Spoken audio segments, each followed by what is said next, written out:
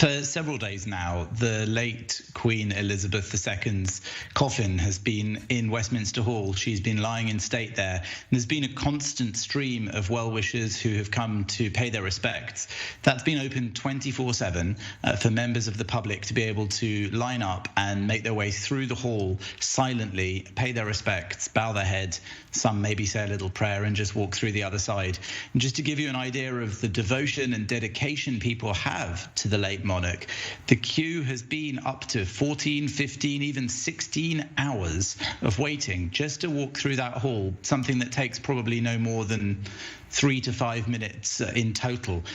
Yet it's been incredibly respectful. There was one incident on Friday afternoon, evening, when one man did lunge for the coffin. Police, however, caught the man in question and have arrested him and detained him. Other than that, it's gone fairly smoothly within the hall, and it's just been extraordinary to watch the enormous river of people constantly flowing through that room.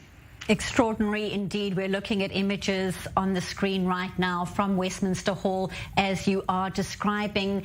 Jonathan, the spotlight falling mainly, of course, on King Charles, Queen Consort, and, of course, the royal family. But I'd like your insights into Prince Andrew. His message has been published. It says, "Dear Mummy, Mother, Your Majesty, it's been an honour and a privilege to serve you. I have found your knowledge and wisdom infinite, with no boundary or containment. I will tread gladly into the next with you as my guide. God save the King." Andrew is, of course, inheriting the Queen's beloved corgis as such. What does his future look like now within the royal family? If anyone had been hoping that this would be an opportunity for rehabilitation of Prince Andrew, I think they're going to be disappointed. Of course, he is no longer a member of the working royal family after a disastrous interview he gave to the BBC in the midst of all the allegations against him of sexual misconduct and his associations with Jeffrey Epstein.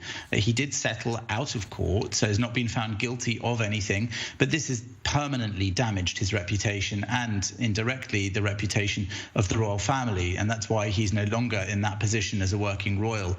He has, of course, though, been present in the mourning because he is still the son of Her Majesty the Queen, and that means that he has every right to be there as part of her family. He was involved in the Vigil of the Princes, where the Queen's children stood guard around the coffin in Westminster Hall, and he was allowed to wear his military uniform there as a special dispensation given by the King, as was Prince Harry, who also is no longer a working royal. And briefly there had been the suggestion that he would not be allowed to wear his military uniform either.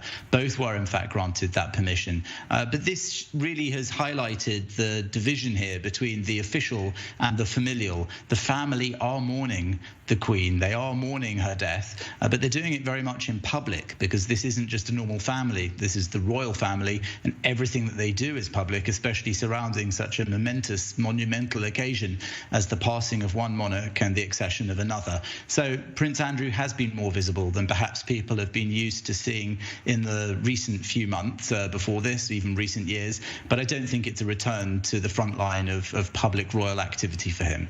And Jonathan, turning back to developments tomorrow, massive logistical operation, of course, to coordinate the funeral at Westminster Abbey and the committal service at Windsor Castle. More than 10,000 military staff to perform their last duties to the Queen during the funeral. Talk us through what is expected tomorrow. So the ceremony will be starting tomorrow around 11 a.m. and it will be taking place in Westminster Abbey, which is breaking centuries of tradition. It's the first time a funeral service for a monarch will be taking place in the Abbey since the ceremony for King George II in 1760. They've later been held at Windsor. However, the funerals of both Princess Diana and the Queen Mother took place here in 1997 and 2002, respectively.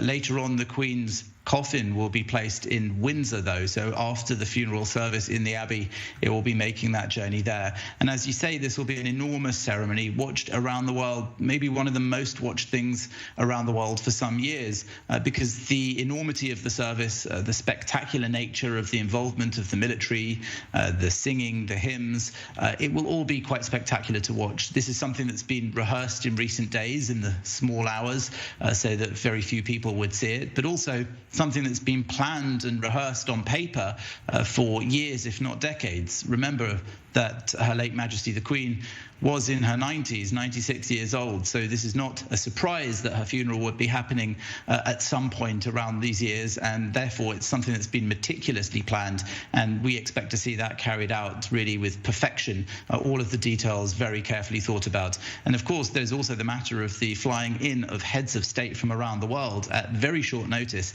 They're likening it to 100 official state visits all at once, and all planned with only a few days of notice. This is a logistical nightmare, effectively, and that's why those world leaders have been asked on the whole not to use their own private transport as they usually would, but to get to the venue in buses, which are going to be put on for them. Obviously, high security buses, probably quite luxury buses, but nonetheless, this is not the usual way for heads of state to be traveling when they're on a state visit.